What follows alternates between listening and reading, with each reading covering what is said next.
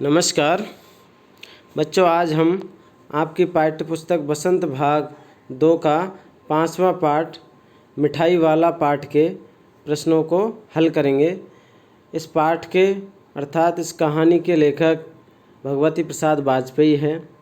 तो देखिए बच्चों, हम प्रत्येक प्रश्न को हल करते हुए चलेंगे। तो पहला प्रश्न है कहानी से, मिठाई वाला अलग अलग चीज़ें क्यों बेचता था और वह महीनों बाद क्यों आता था।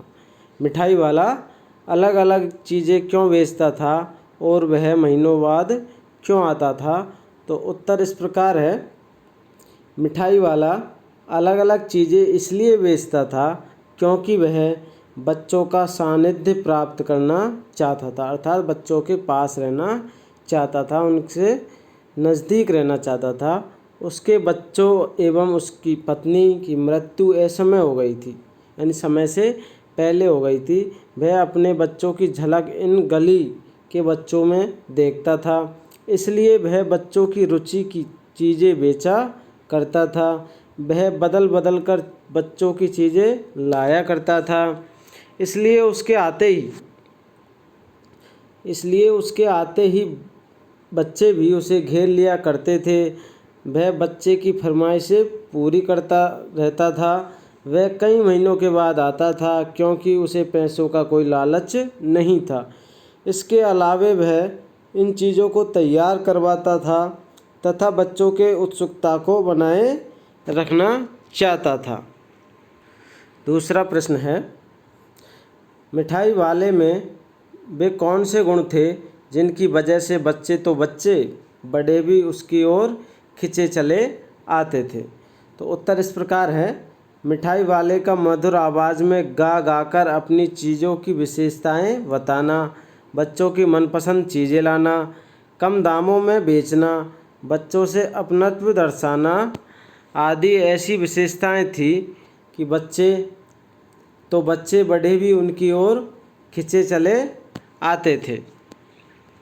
तीसरा प्रश्न है, विजय बाबू एक ग्राहक थे और मुरली वाला एक विक्रेता, दोनों अपने अपने पक्ष के समर्थन में क्या क्या तर्क पेश करते हैं। तो उत्तर इस प्रकार है कि विजय बाबू एक ग्राहक थे जबकि मुरली वाला एक विक्रेता, दोनों ने मोल भाव के लिए अपने अपने तर्क दिए।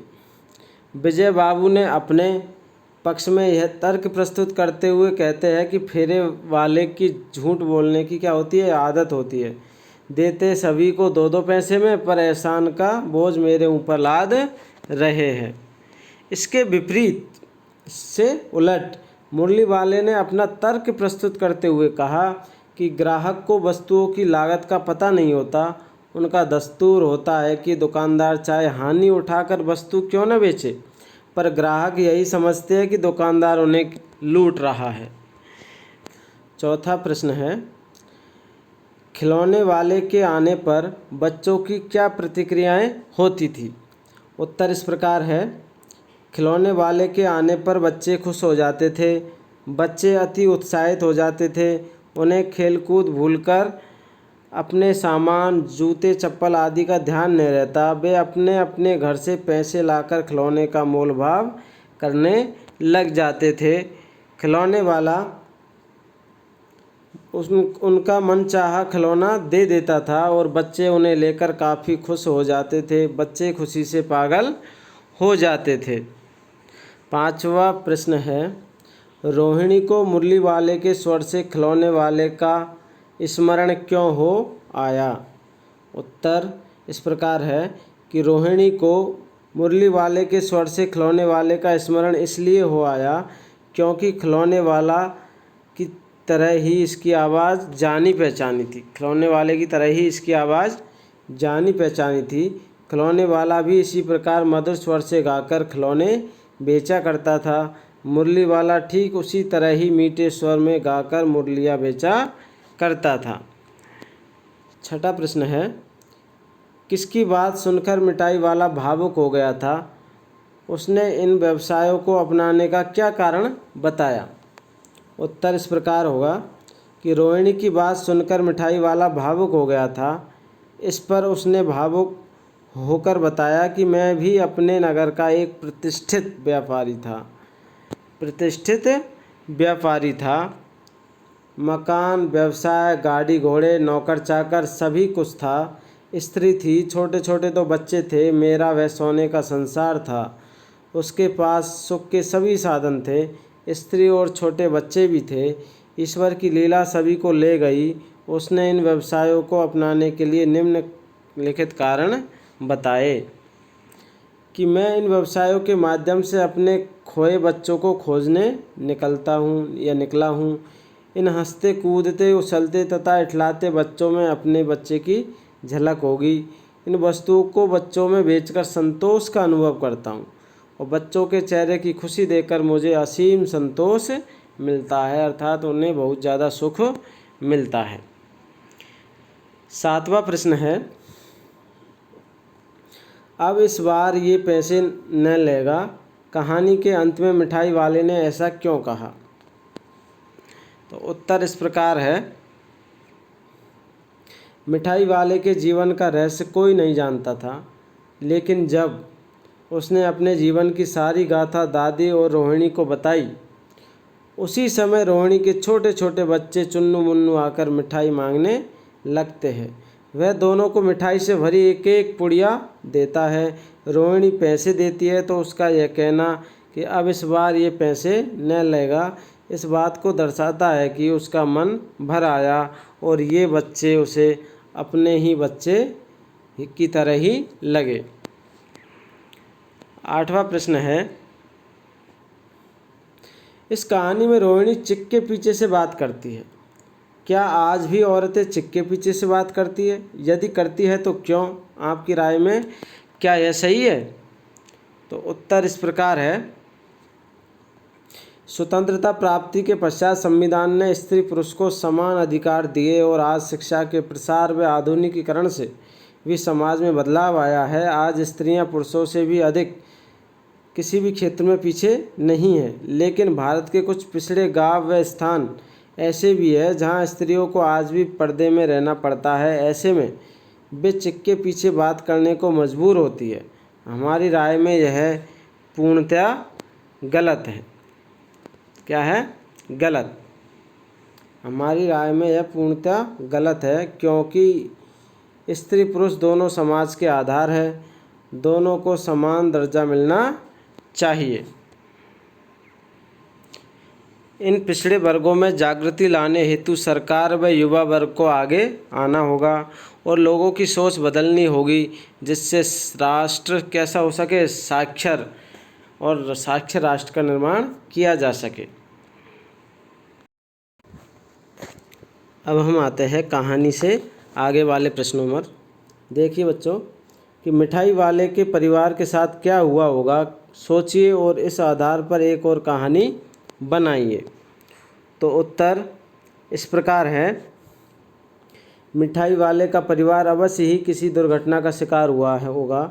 कहानी, एक गांव में एक मिठाई वाले की दुकान थी। कहानी इस प्रकार है, एक गांव में एक मिठाई वाले की दुकान थी।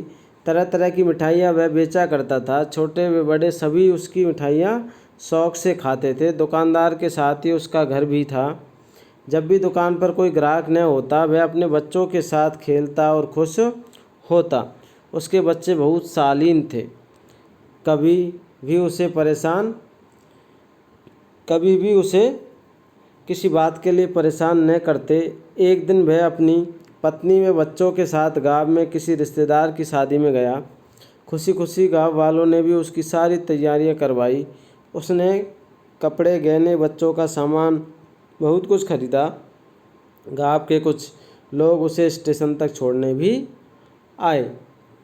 रेलगाड़ी में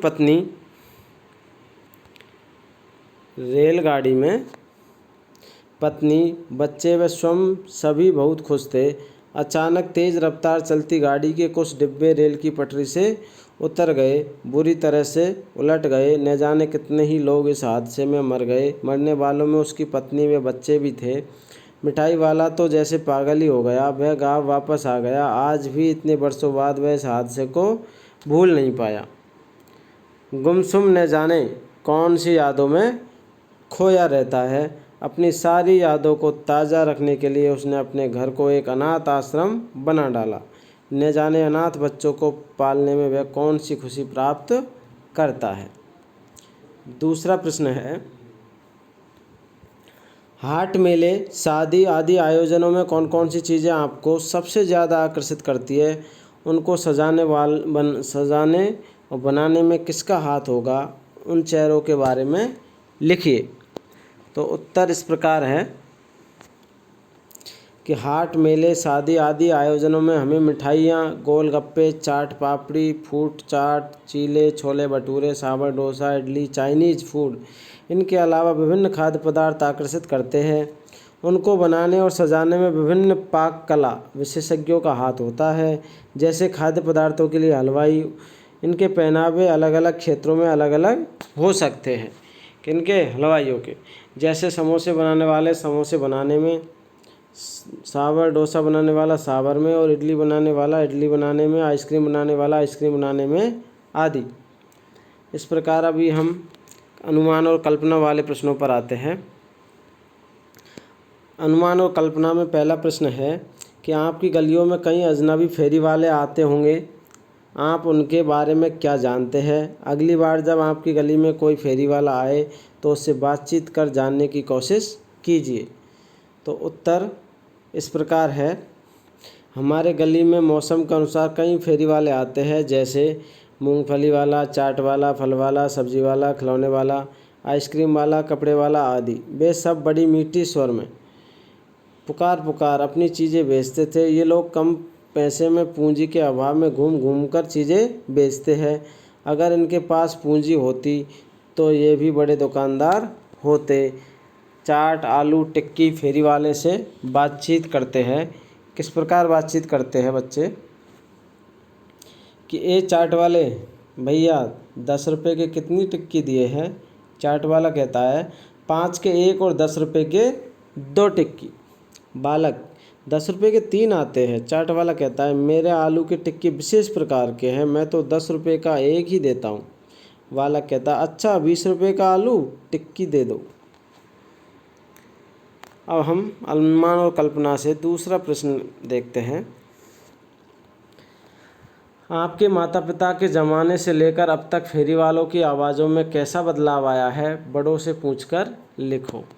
तो आप इस प्रकार उत्तर लिख सकते हो बच्चों कि हमारे माता पिता के ज़माने में प्रत्येक वस्तुएं फेरी वाला ही बेचने आया करता था। वह मधुर स्वर में गा गा कर अपना सामान बेचा करते थे। फेरी वाला प्राय सभी तरह की वस्तुएं लाया करते थे, लेकिन आजकल फेरी वालों की संख्या में काफ़ी कमी आ गई है। लोग प्राय ब्रांडेड सामान खरीदना पसंद करते हैं, अतः वे अधिकतर दुकान से सामान लेते हैं। फेरी वाले पहले की तरह मधुर स्वर में गाते हुए नहीं चलते, अब उनके मीठे स्वर में कमी आ गई है। तीसरा प्रश्न है अनुमान और कल्पना से कि आपको क्या लगता है कि वक्त के साथ फेरी के स्वर कम हुए हैं, कारण लिखो। तो उत्तर इस प्रकार है, यह सही है कि वक्त के साथ फेरी के स्वर कम हुए हैं, क्योंकि लोगों की रुचि फेरी वालों से सामान खरीदने में कम होती जा रही है। अब हम आते हैं भाषा की बात पर। भाषा की बात से पहला प्रश्न क्या है कि मिठाई वाला, बोलने वाली गुड़िया, ऊपर वाला का प्रयोग। अब बताइए कि बाला से पहले आने वाले शब्द, संज्ञा, सर्वनाम, विशेषण आदि में से क्या है। तो उत्तर इस प्रकार है, क्या है और ऊपर लिखे वाक्यांशों में उनका क्या प्रयोग है। तो उत्तर इस प्रकार है, मिठाई वाला शब्द संज्ञा है तथा बोलना क्रिया है। बोलना क्या है? क्रिया। मिठाई वाला शब्द विशेषण है, जबकि बोलने वाली गुड़िया में गुड़िया क्या है? संज्ञा है। जबकि बोलने वाला शब्द विशेषण है जो गुड़िया की विशेषता बता रहा है। अब हम आते हैं भाषा की बात पर दूसरे प्रश्न पर। भाषा की बात से दूसरा प्रश्न है कि अच्छा मुझे ज़्यादा वक्त नहीं, जल्दी से 2 ठो निकाल दो। 2 ठो निकाल दो। ठो क्या है? ठो। उपयुक्त वाक्य में ठो के प्रयोग की ओर ध्यान दीजिए। पूर्वी उत्तर प्रदेश और बिहार की भाषा में इस शब्द का प्रयोग संख्यावाची शब्द के साथ होता है। जैसे भोजपुरी में एक ठो लइका, चार ठे लालू, तीन ते बटुली। ऐसे शब्दों का प्रयोग भारत की अन्य भाषाओं बोलियों में भी होता है। कक्षा में पता कीजिए कि किस किस की भाषा बोली में ऐसा है। इस पर सामूहिक बातचीत कीजिए, मिलकर बच्चों के साथ बातचीत कीजिए। तो आप बच्चों विद्यार्थियों के साथ बातचीत करके भी पता लगा सकते हो। तो इस प्रश्न का उत्तर विद्यार्थी स्वयं करेंगे। जैसे कि झारखंड की हिंदी, बांग्ला और असमी भाषा में भी ठो का प्रयोग होता है।